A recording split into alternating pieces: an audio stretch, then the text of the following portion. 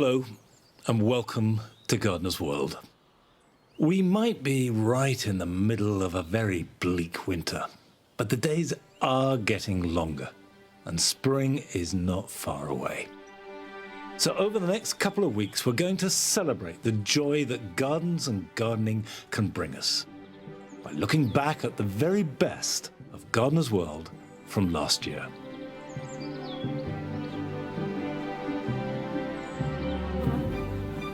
On today's programme, Adam selects some shade-loving plants for a new seating area. What I love about this, as the season develops, you get red tips to the end of the stems with white berries on. So back end of the season looks absolutely fantastic. We revisit the inspirational Sue Kent in her garden near Swansea. Unlike James Bond, I take my stick and I stir my compost. I don't shake it. And now I just hope Mr. Robin's going to come and pick out all the lovely worms that have appeared at the top of it. And I'll be enjoying some of the seasonal highlights of Longmeadow. I'm loving what is happening here in the grass borders. They are looking better than they ever have done.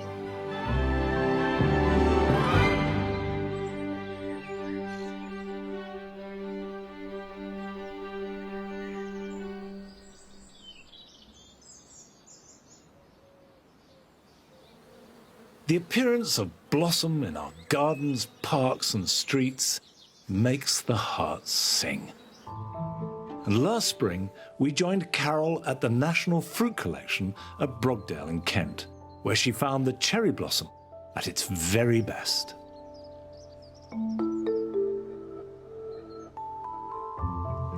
At this time of year, Blossom is the virtuoso performer in the symphony that heralds the arrival of spring. And nothing is more celebrated nor more spectacular than the pink and white flowers of cherries. Here at Brogdale, there are around 350 different types of cherry. They can be categorised into two broad groups: fruit-producing trees and flowering or ornamental cherries, which produce flowers but seldom any fruit.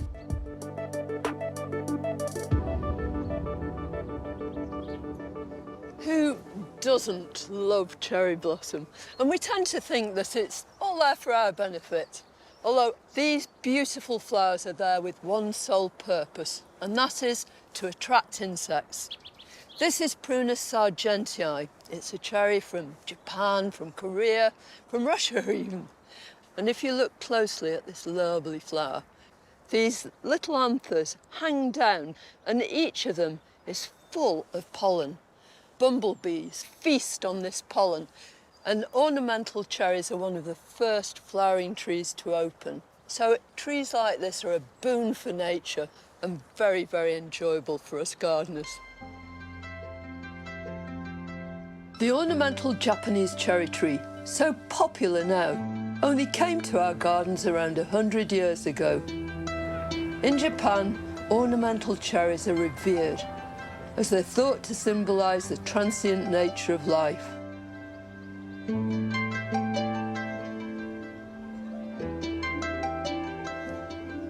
This beautiful tree has to be one of the most popular flowering cherries in the whole of Japan. It's known as the Yoshino cherry. It's Prunus yodoensis, and you see it by the thousand, covering hillsides. It's a wonderful tree, brilliant in British gardens too. It's absolutely smothered in beautiful, beautiful single flowers, great clouds of them. And then when the petals fall to the ground, it's just as beautiful, and of course, signifies the ephemerality of life.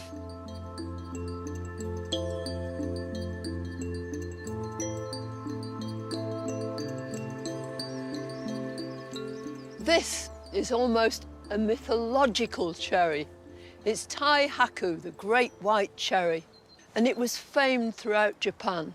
But gradually, it dwindled, and eventually it was thought to be extinct. Now, there's a famous Englishman, he was called Cherry Ingram, Collingwood Ingram, who was mad about cherries and travelled widely in Japan.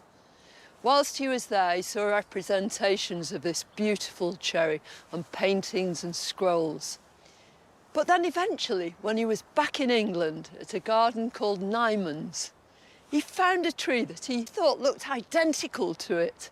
Sure enough, it was the great white cherry, which had been introduced into England much, much earlier. It was propagated and it was taken back to Japan, and it's thriving there still.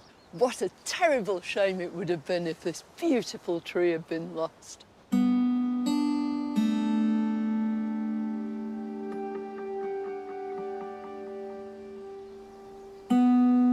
Cherries come in all sorts of shapes and sizes. And what's critical when you're choosing your cherry is to try and make sure that it fits into your garden. Now, these are two beautiful examples of small cherries, but totally different in habit. This one's Prunus subhiatella, pendula. It's so pretty with this lovely drooping kind of habit.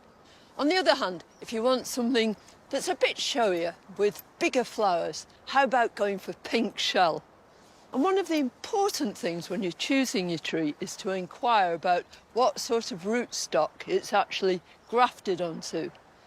Nearly all ornamental cherries are grafted onto a rootstock which controls their eventual size. So you want a dwarfing rootstock if you want to end up with a small tree.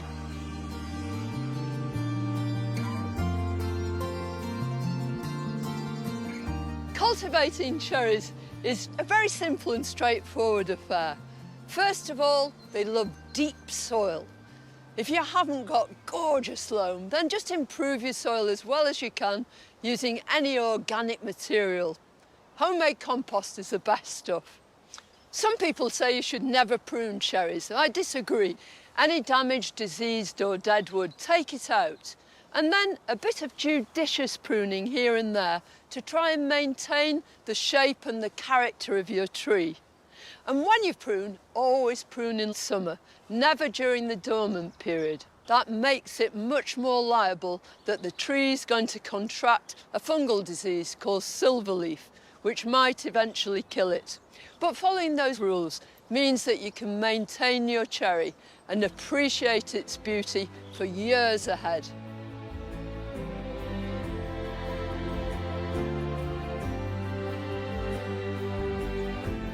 To miss out on blossom, especially cherry blossom, is to deprive ourselves of taking part in a magical event.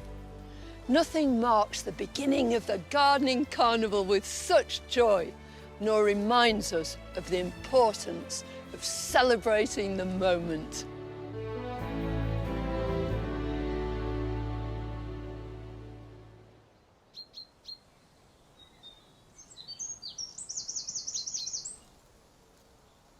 Back at Longmeadow, my own cherry blossom was part of a wonderful spring display. This is the great white cherry, Tal-haku, which is just beginning to go over, and the petals are falling. And actually, they're falling on this display here, which was planted by Rachel, with all its different and subtle shades of pale yellows and ivories and whites, with the narcissi and the tulips, are absolutely glorious.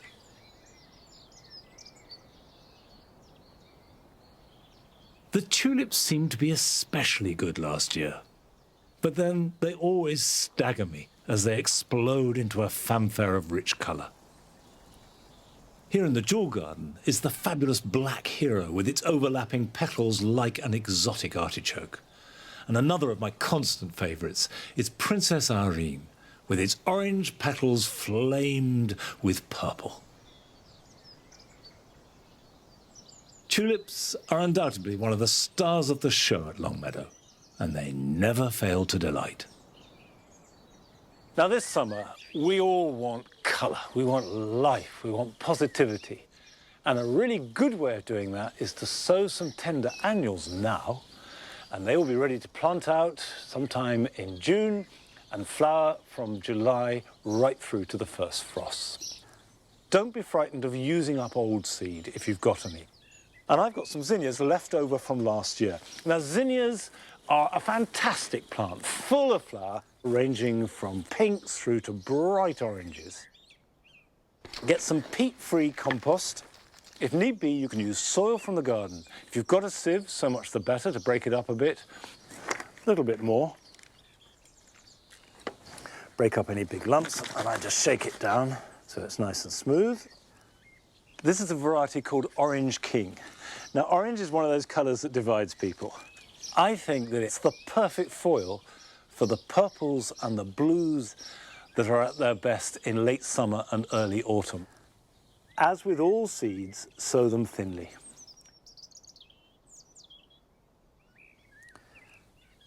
That's enough in there.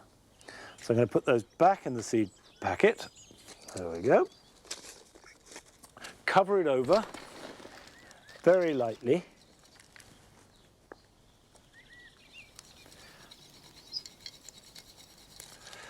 And again, if you haven't got compost, don't be frightened to use soil, or if you've got some grit or vermiculite, it'll all work. I gently compact it so you're getting good contact between the compost and the seed. And I'm going to have to get the labels from inside because filming this myself, I forgot to get them. But while I'm doing that, I'm going to pop this in a tray of water. Just sticking them in that, like that, waters the whole of the compost from the bottom up. So I'm just going to leave that for 5 minutes. I'm going to go and get a label to mark it.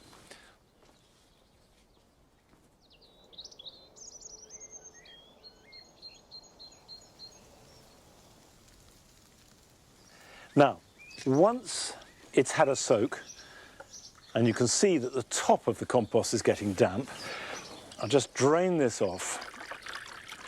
And then this wants to go somewhere warm. Windowsill above a radiator is absolutely fine. These zinnias will grow and be ready to flower by mid to late summer, and they will go on flowering till the first frost.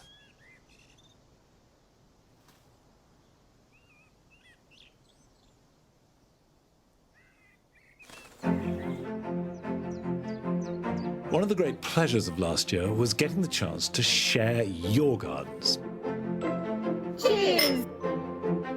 We asked if you wanted to make short films about what you were getting up to in your gardens. And we were astonished by the response. We had some wonderful films, including this one from Matt Bruty in Essex. We're the Bruty family, and this is our family garden.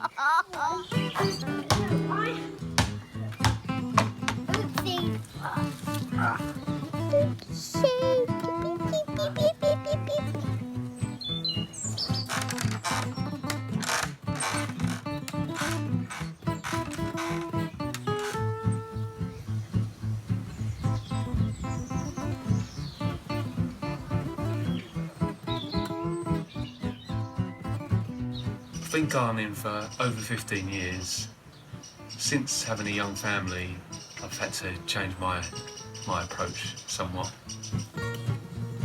Our alpine collection's grown and grown. They're one plant that can really take a hit from a basketball.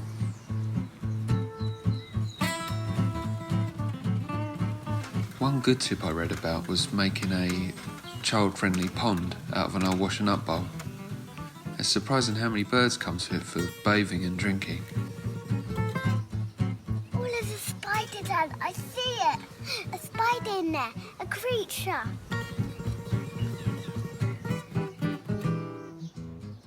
Florence, our oldest daughter, is blind, and she has an altogether different experience of the garden.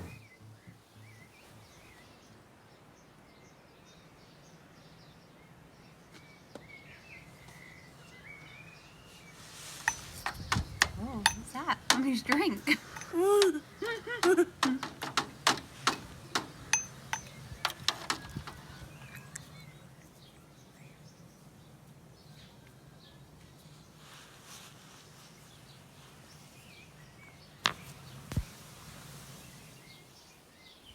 Today we've come over to listen to the bees in the Epimedium and all the birds in the sycamore tree.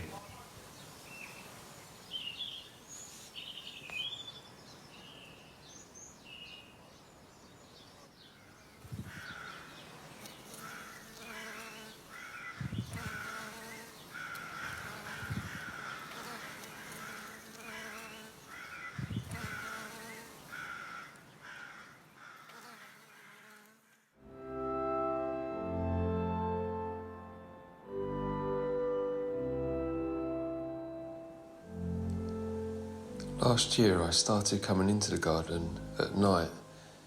Initially it was to shake earwigs off my dahlias, but as time went on I started really appreciating it as a quiet time and a beautiful time as well.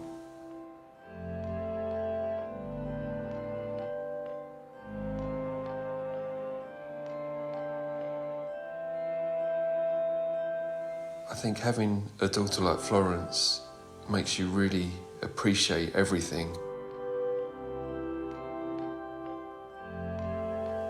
And I think certainly for us, having a garden is the biggest thing really we could be grateful for.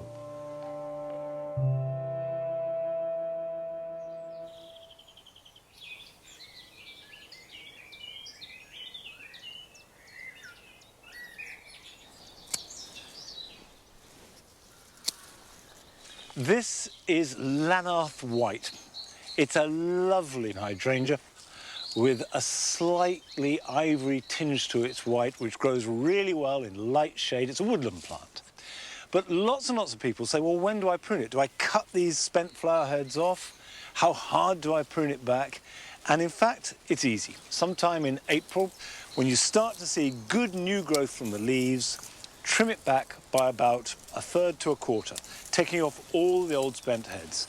So just cut these long growths back to a bud, and that will promote new growth that will carry the flowers.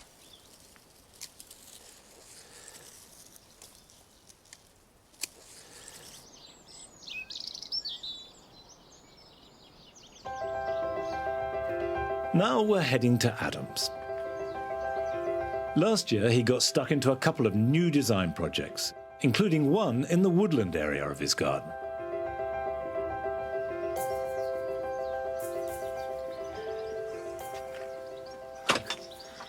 Mrs. Frost has got the longest list of jobs in there you have ever seen.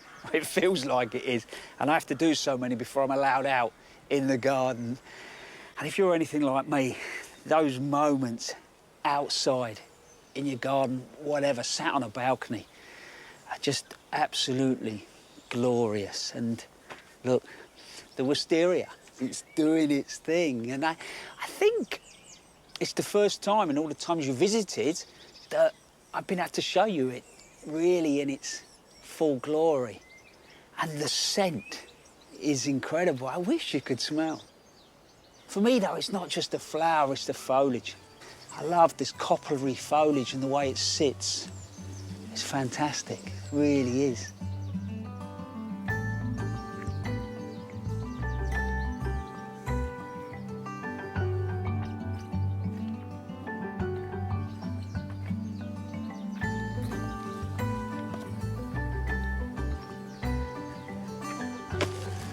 Might recognise that.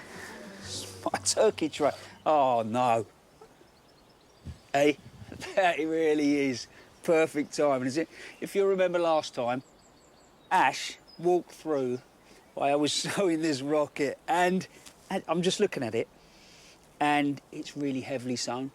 And I was going to blame the cat because I think I wasn't concentrating, I was more worried about the cat. Anyway, all I want to do now is just start to thin it out, but I'm not going to waste any of them because not only does that smell really, you get that rocket sort of, but the flavour, it's really good. So it's just nice just to, you know, dress a meal. Recognise those? Carrots that I sowed in the box we found in the back of the garage, and instantly, you look at those, the sowing is much better. Obviously the cat wasn't about for those, was he? Have to be a little bit more mindful when it comes to carrots because as you do start to thin them, obviously you start to crush in foliage and that can actually attract the carrot fly. So it's quite nice maybe to mesh these over. If you look behind me, I've got them in the main bed there and then that will give them a bit of protection. But these guys really are not too bad at all.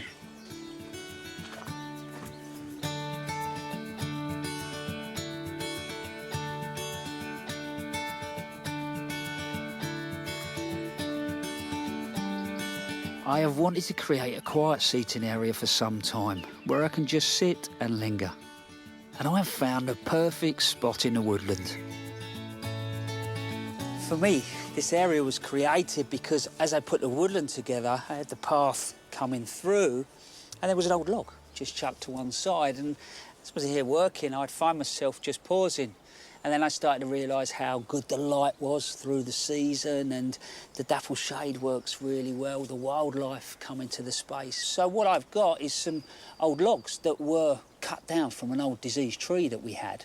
And I'm going to use those, so I've put 3 in, I've got 1 more to put in there, but they could be even, I don't know, an old crate turned upside down in a border, a pot, even some railway sleepers. I've done it out of that. It's about really putting yourself in the planting, just so that your view changes, your eye line changes, and you start to engage with nature and what's around you.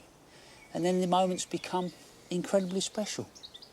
So get this in. As I said, all I'm doing, big chunks of logs, roughly level up, as long as it, and it's not going to go anywhere because it's so heavy. So once we've got this in place,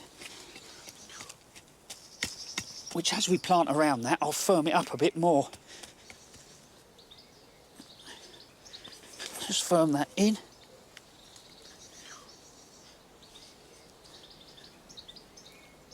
Come to the planting. I've chosen here, first of all, if you look, the ferns, that lovely sort of texture of that foliage and the light green that will develop as the season goes on. Next to there, you've got the Actaea, which has got that sort of lovely, soft, grey-blue foliage. And then coming back in here, Epimedium, sort of shiny, more or less leathery feel, but like a serrated dagger. And then lastly, this tiny little Solomon seal. It's wonderful little oval leaves. So when it comes to laying them out, it's just going to go in around these seats. It's not going to get too high. It's going to start to really sort of carpet. But when you're sat on the seat, you're looking down on this plant. So you're really starting to see that detail. So ultimately what I'm trying to do all the time is just have this little rhythm and this just repeated patterns. This Actaea is actually called Misty Blue. And when you look carefully, you can see tiny white flowers going to develop. But what I love about this, as the season develops, you get red tips to the end of the stems with white berries on. So back end of the season looks absolutely fantastic. Just be mindful if you are going to use Actaea that some people can be an irritant to the skin, and the berries are poisonous. So, but yeah, cracking plant. Let's get that in.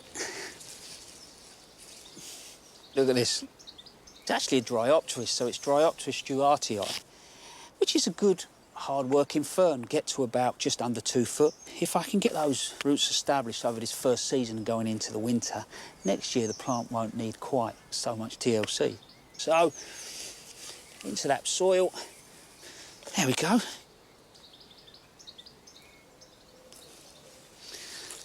And actually, though it's last, I think this is the star.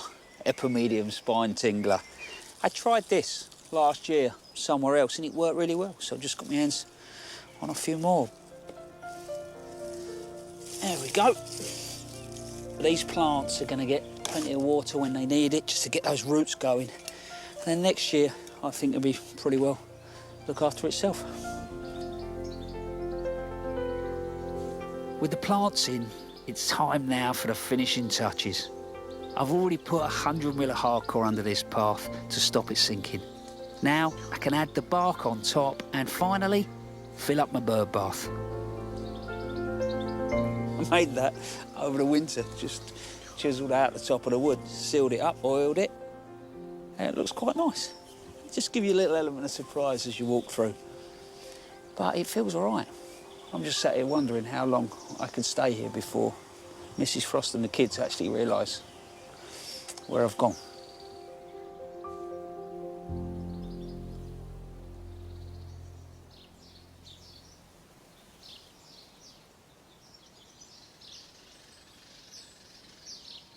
I've made a very basic seat here in the wildlife garden, which Nellie likes, and Adam's absolutely right.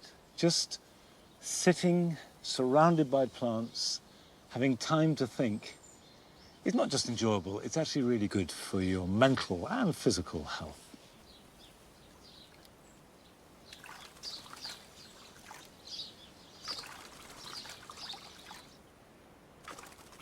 And this bit of the garden, the wildlife garden, was created some years ago to be good for wildlife and good for humans, to show that the two are not incompatible. And last winter, I moved the pond, and it's early days. I only filled it up with water about 7 weeks ago. And I think that you shouldn't expect too much from a pond in its first year.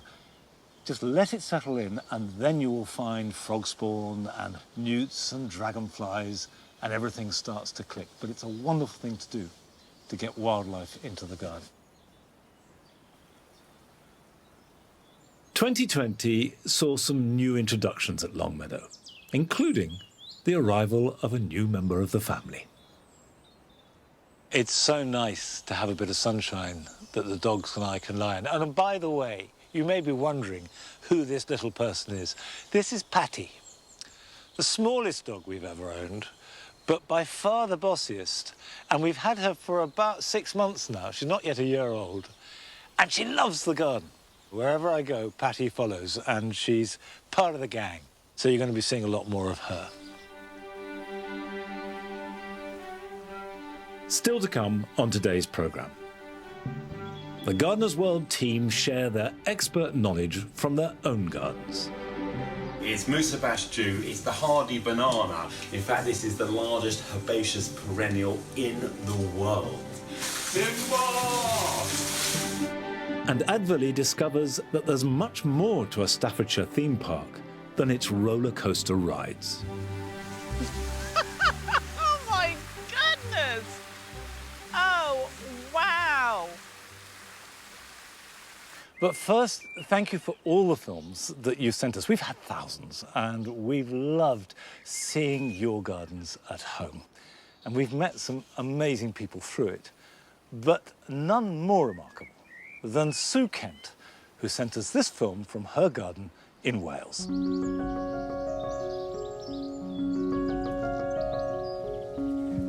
I'm Sue Kent, and I live in a house by the sea near Swansea. I was born with an upper limb disability caused by the drug thalidomide. This has made me highly adaptive and innovative all through my life, and including in my garden.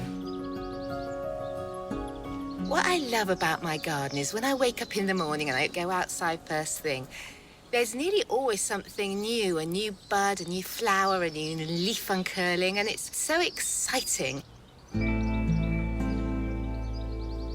My garden entertains me.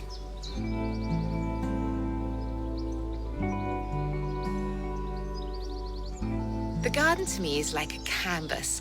I try and design it, but then nature takes over and it has its own ideas. It's like my painting partner.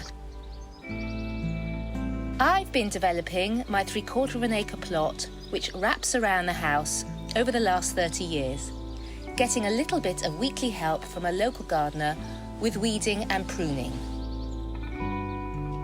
I'm a sports massage therapist in my daily life, and I use my feet to massage.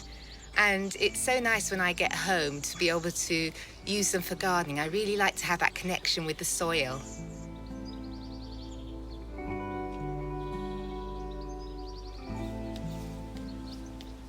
Having a disability means there's some things I can't do in the garden, but I adapt and work around these things, and then I'm able to enjoy my garden. I just love it.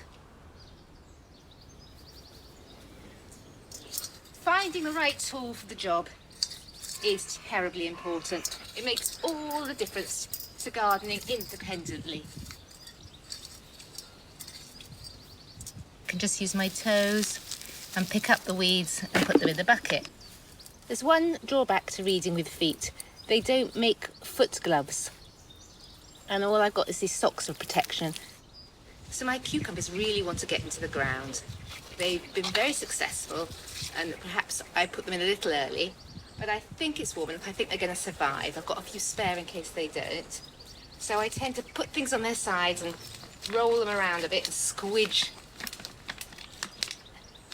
their container with my feet. It should come out with some roots ready to plant. This is an F1 hybrid, and it's prolific. It's an outdoor variety, as long as the weather's good. And this is one of the sunniest places in the garden. It'll grow well up the trellis. And then I just backfill around it with my feet. And obviously I'll give it a bit of a water.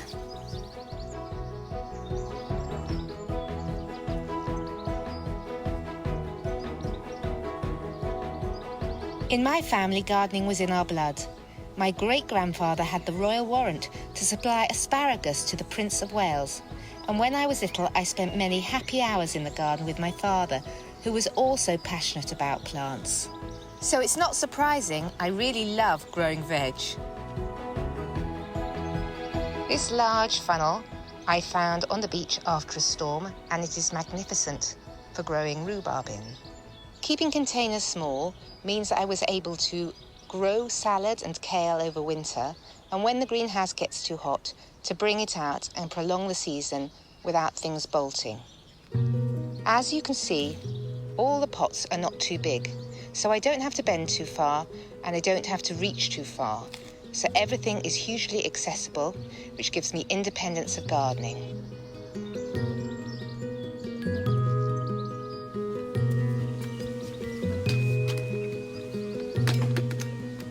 I make my own compost.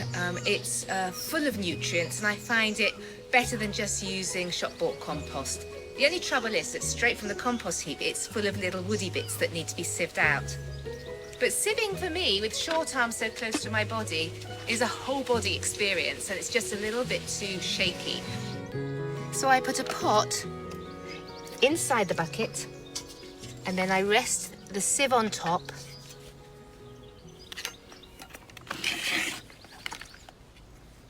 And I pour in the compost.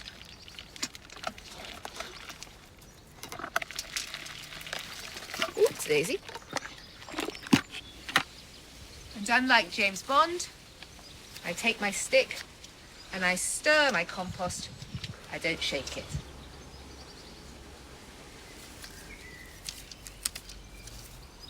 And I found it to be quite therapeutic in a strange way.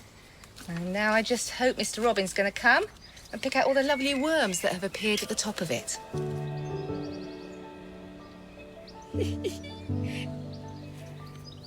Isn't that fabulous? He's quite a greedy robin. I think he's got a big family to feed. And gradually, all the good stuff falls through the sieve into the bucket below, and I'm left with all the twigs and stones.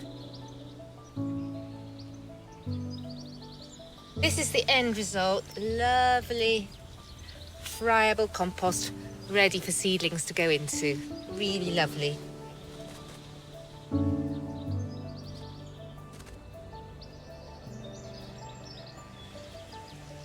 One of the first things I had to do was change the normal tools. I've got no thumbs, so gripping is difficult and I'm not very strong.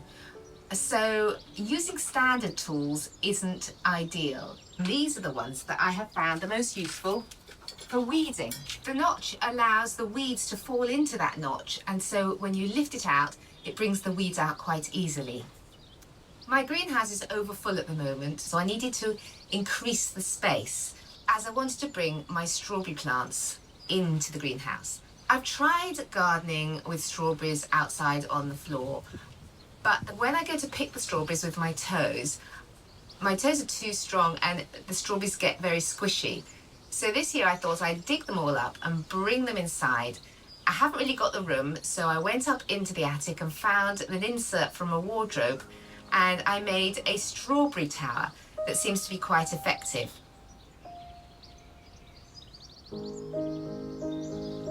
Having a physical difference, whatever it is, can create barriers in the garden. But it's worth working around them because the rewards are so great and it brings such joy. I have such a can-do attitude because I look around me and there's so many things that I want to do, so I have to be able to do them. I just love life and I want to be able to fully partake in it.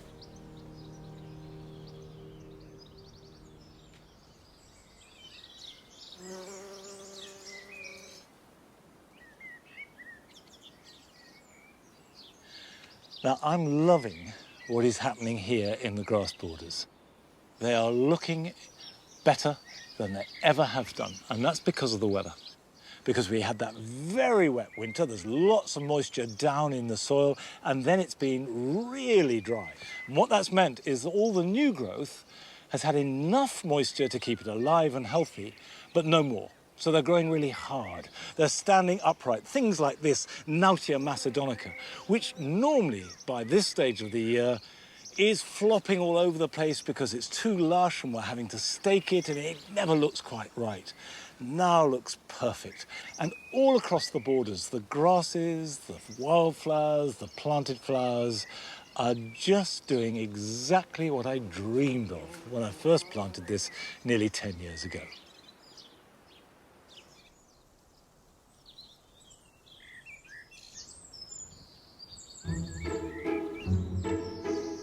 By the end of May, the threat of a late frost had pretty much gone here at Longmeadow. Come on. So it was a busy time in the veg garden.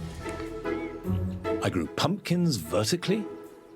So we will just pop that in, like that, and then just make a donut around it. Gave Gardener's Delight tomatoes another go outside. These will grow just as well in a pot, in a grow bag, anything really that will hold soil. And planted one of my favourite varieties of runner bean. And there's no reason why you can't grow them in a border as well as a veg plot, as long as they've got something to cling to.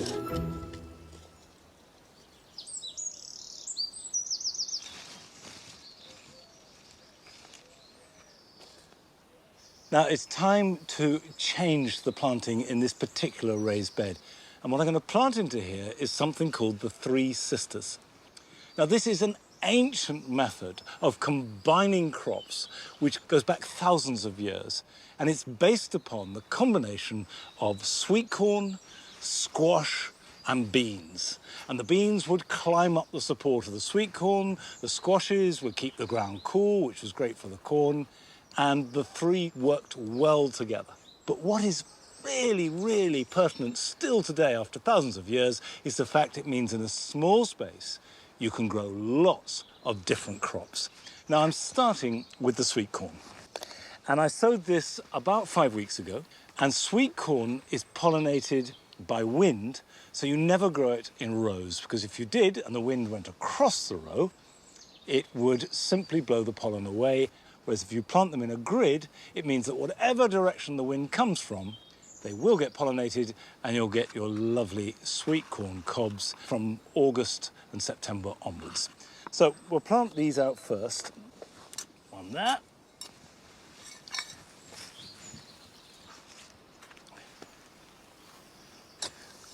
Across like that.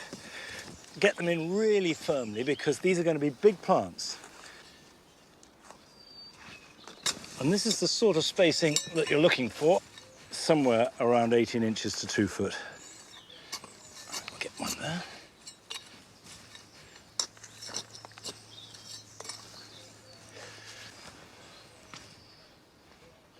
Let's pop that one there, and another one here. That is the basic grid. And then the next plant to go in is a member of the squash family. Now, because this is a small raised bed and not a big open field, I'm not going to plant a pumpkin or any of the big winter squashes, but a courgette, a summer squash. And I've got two types here. One is called Atena Polka, a yellow-skinned courgette. The other is Tromboncino albenga. And it has got a very curious shape because it's long and then invariably swells out and curves round. And the point about it is completely delicious. Now, I'll only fit 2 in this bed because courgettes need room to roam and they will wend themselves around the base of the sweet corn.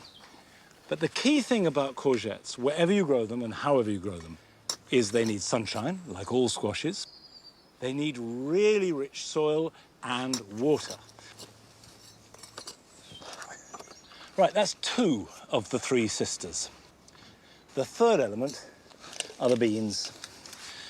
these are a French bean, a dwarf bean.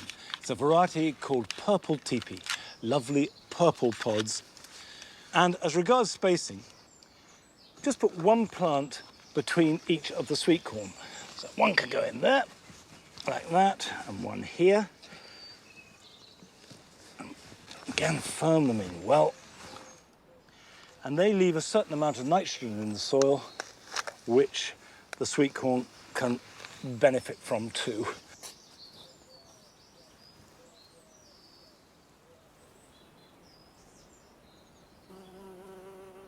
Last year turned everything on its head for all of us, and it wasn't possible to make the programme in the normal way. As Longmeadow was rigged with remote cameras and miles of cable, lots of the team were filming at home. Some ably assisted by family members. Thanks to her husband filming on a smartphone, Carol was able to give us propagation tips from her garden in Devon. The reason you remove these basal leaves is just to make sure you've got a good piece of straight stem with no leaves on there at all. Arit made the most of the opportunity of spending more time at home, sharing it with her children, growing veg. It has been about going around the home, thinking of ideas of what we can use, anything we can get a plant or a seed in. Been growing watercress, which I love, and spinach, which I also really like. And Joe had some serious maintenance to carry out on his bananas that were thriving in his courtyard garden in Hackney. It's Musabash Jew, it's the hardy banana. In fact, this is the largest herbaceous perennial in the world.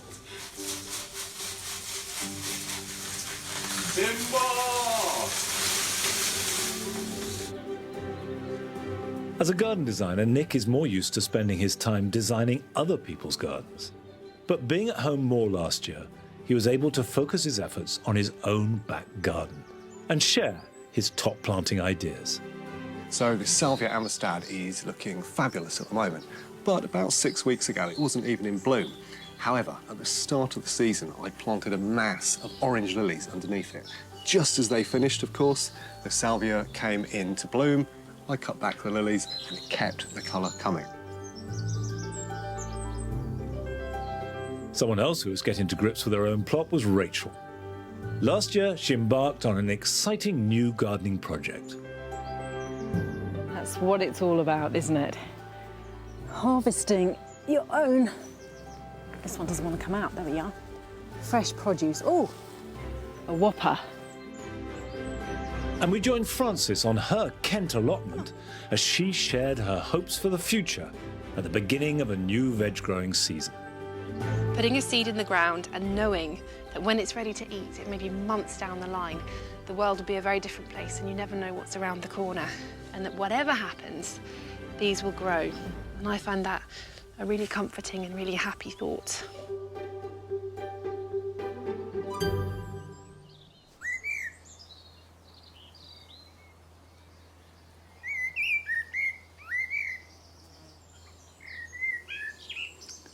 I've been sitting listening to this blackbird for the last 5 minutes.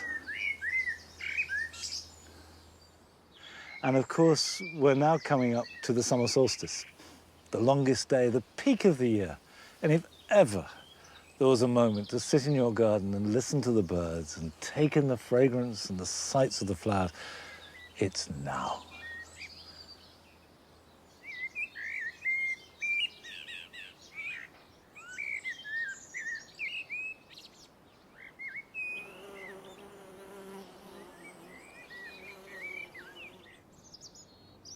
I've been gardening since I was a boy, which was an awfully long time ago, and I especially like it when we hear from younger viewers. And we had a smashing film from Callie in Carmarthenshire. Hello, Gardeners World. My name's Kelly, and I'm 6 years old. I live in Llanelli, and I'm going to show you my gardening. While I'm off school, I decided to do some gardening. Here are some of my plants. This is my sunflower. This is a tomato plant.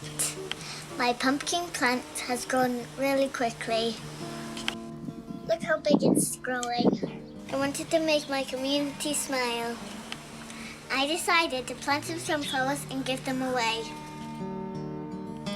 When people are walking past to exercise, they can pick up a free plant on their way. I made this sign to show people what we have.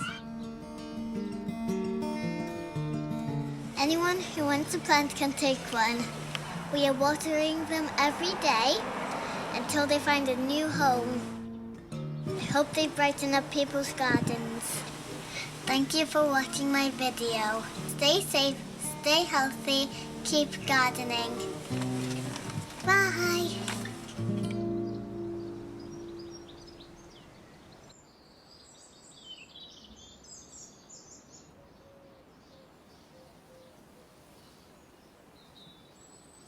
Last year, in May, we said goodbye to Nigel. As well as being part of our family and of the Gardener's World team, he had become loved by millions, and we all miss him very much indeed. Now, this is crushed bark with a little addition of tennis ball. The tennis ball, of course, is a magic horticultural ingredient, according to Nigel. Nigel! Good boy. Do you want to see what's in there? Look. Why did you put it in? And very quickly, grass can compete. What? I'm talking to the nation. Now go away, go on. He's going to put it back in there right now.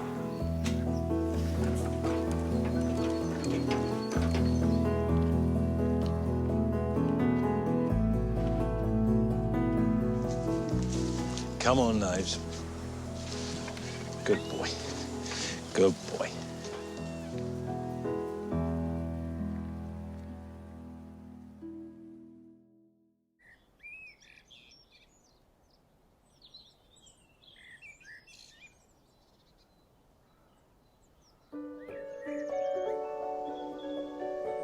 Many of us love visiting gardens and nearly always find some inspiration that we can bring back to our own plot. But this isn't a modern phenomenon. And Adverley went to visit the garden of one of our best-known theme parks.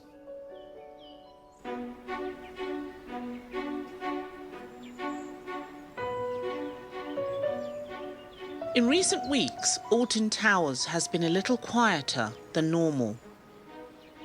It's usually more like this.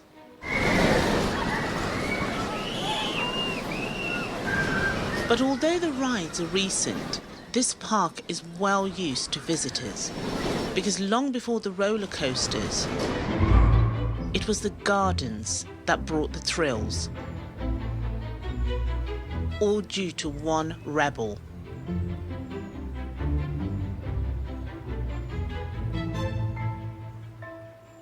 In the 1800s, the eccentric and very wealthy Charles Talbot, 15th Earl of Shrewsbury, decided that he needed a project.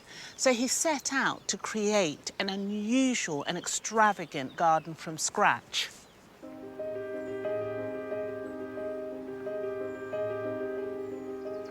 Charles was so rich and such a maverick, he chose this deep, dry valley for its construction and threw everything at it. He planted trees. He diverted streams. He dug lakes and reservoirs,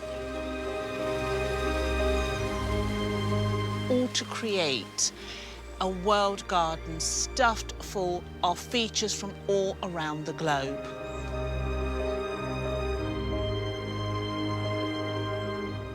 There's an orangery over there, and just above it is the tip of a Stonehenge meets Aztec monument. But over the other side of the valley is a Swiss cottage.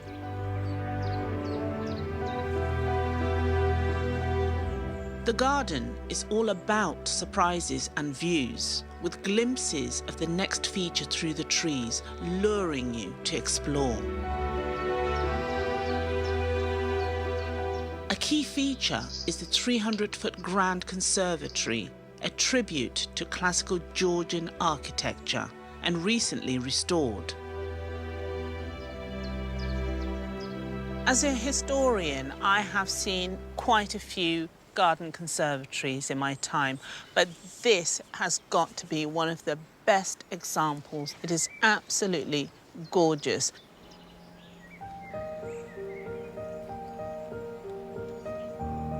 And these superb pineapple finials were a symbol of hospitality and friendship, which is why we still see them on gateposts today.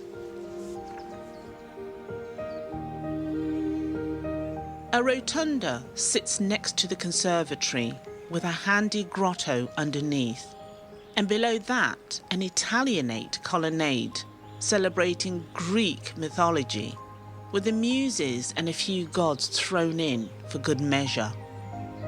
Most people at that time would not have been very well travelled at all, so they had guidebooks to explain to them exactly what they were looking at. It's just as well as next to it is Le Refuge, a French section with plunge pool and changing rooms. So why have a pool, colonnade, grotto and a conservatory all within a stone's throw? Because he could.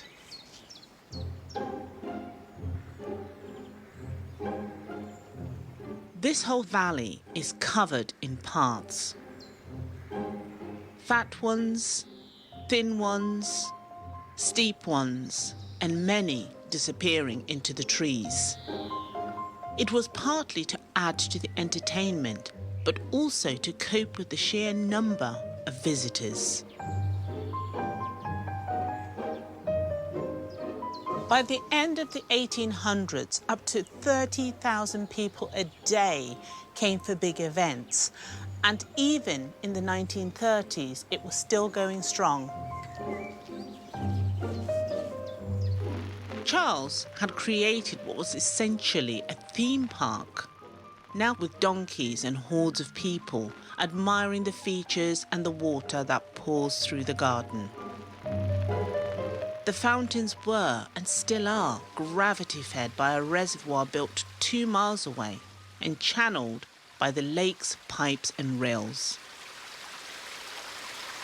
And this is the key to the main fountain, and I think it looks just like the key from a corned beef tin, but on a bigger scale. The last time I was here, the pagoda fountain was covered in tarpaulin, and the water hadn't run for almost a decade, so I've never seen it in action. Oh my goodness! Oh, wow!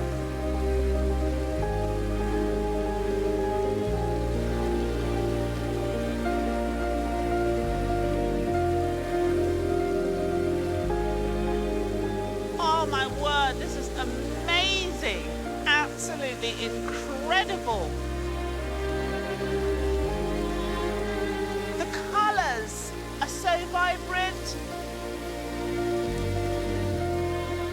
These beautiful golden bells. It's just absolutely astonishing. The famous and very eminent Victorian garden designer John Loudon was rude about the pagoda and the garden, saying it was brash and uncouth, but there was history. Charles had consulted Loudon about his pagoda and then completely ignored everything he said, so I think it was a case of handbags at dawn.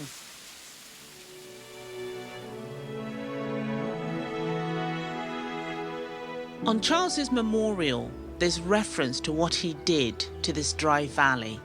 It says he made the desert smile. He certainly did.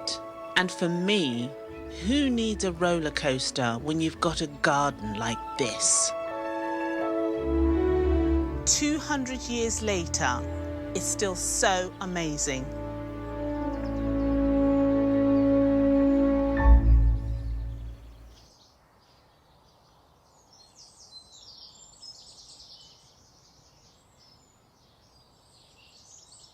Now, we've had a film sent to us from a viewer in Lucerne in Switzerland who has done something magical inside his flat.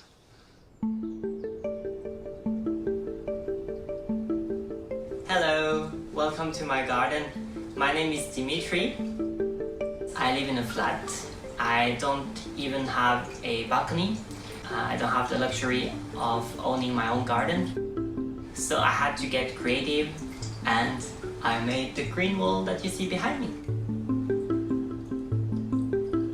The concept, I got it from the French botanist Patrick Blanc, who is the inventor of all those vertical gardens all over the world. I was so fascinated by what he does that I really had to do something similar in my flat. I have an aquarium at the bottom of the wall that serves as a water reservoir. There is a pump inside that pumps the water through a hose up the wall. And as a planting medium, I have this felt that is a recycled material from the fabric industry. The water runs through it and runs down back again in the aquarium, so it's a closed system.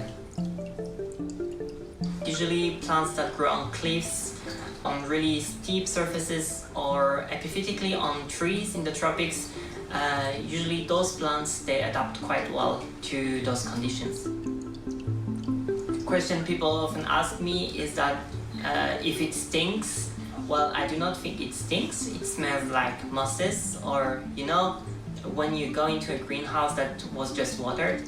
For me, it's quite pleasant smell, but I guess, well, this is everyone's taste.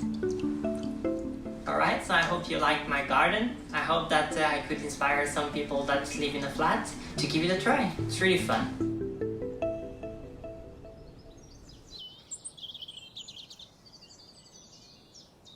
I love Dimitri's calm ambition. To take such a big idea and very straightforwardly create it in a small flat is really inspiring.